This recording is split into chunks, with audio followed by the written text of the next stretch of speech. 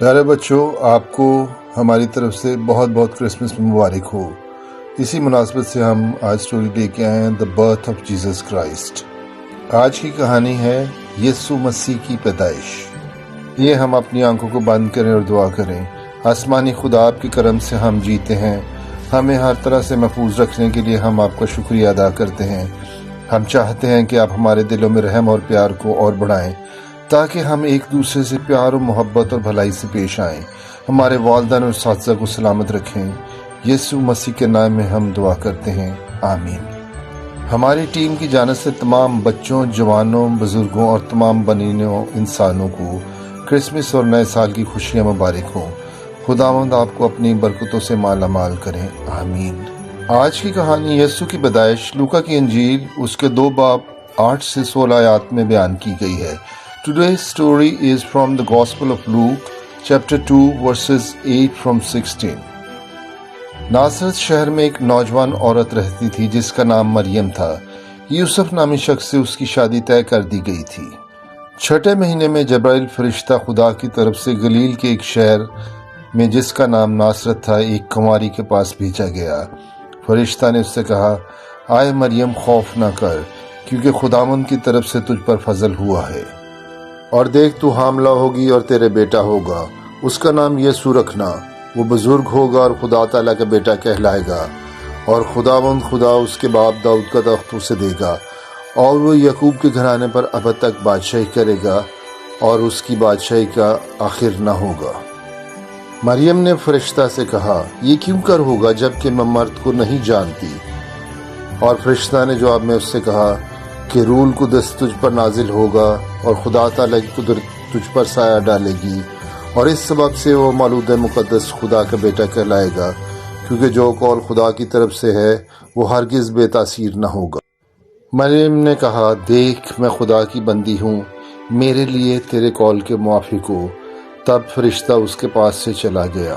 اب یسوع مسیح کی پیدائش اس طرح ہوئی کہ جب اس کی ماں مریم کی منگنی یوسف کے ساتھ ہو گئی تو ان کے اکٹھے ہونے سے پہلے وہ روح القدس کی قدرت سے حاملہ پائی گئی۔ پس اس کے شوہر یوسف نے، جو راست باز تھا، اسے بدنام کرنا نہیں چاہتا تھا، اسے چپکے سے چھوڑ دینے کا ارادہ کیا۔ وہ ان باتوں کو سوچ ہی رہا تھا کہ خداوند کے فرشتہ نے اسے خواب میں دکھائی دے کر کہا، آئے یوسف ابن داؤد، اپنی بیوی مریم کو اپنے ہاں لے آنے سے نہ ڈر، کیونکہ جو اس کے پیٹ میں ہے وہ روح القدس کی قدرت سے ہے۔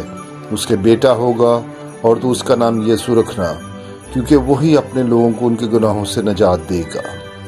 پس یوسف نے نیند سے جا کر ویسا ہی کیا جیسا خداوند کے فرشتہ نے اسے حکم دیا تھا، اور اپنی بیوی کو اپنے ہاں لے آیا، اور اس کو نہ جانا جب تک کہ اس کے بیٹا نہ ہوا، اور اس کا نام یسوع رکھا۔ ان دنوں میں ایسا ہوا کہ قیصر اوگسطس کی طرف سے یہ حکم جاری ہوا کہ ساری دنیا کے لوگوں کے نام لکھے جائیں، اور سب لوگ نام لکھوانے کے لیے اپنے اپنے شہر کو گئے۔ پس یوسف بھی گلیل کے شہر ناصرت سے داؤد کے شہر بیت لحم کو گیا، جو یہودیہ میں ہے، اس لیے کہ وہ داؤد کے گھرانے اور اولاد سے تھا۔